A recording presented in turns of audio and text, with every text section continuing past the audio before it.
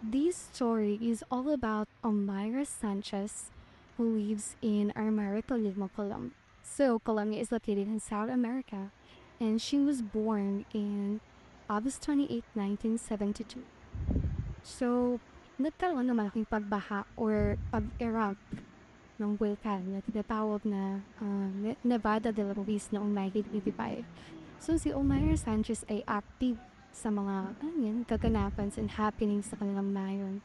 So medyo maliit na bayan lang to at mababa kaya talagang prone sa pagbaha at landslide. So noong 1985, nag-erupt ng vulkan sa Nevada, sa Armero Tolima. Yung pangalan ng vulkan is Nevada de la Ruiz. At grabe talaga yung lahar ng lugar na yun. So natabunan yung lugar. At nagkaroon ito ng malaking sakuna sa lugar nila. So maraming namatay, humigit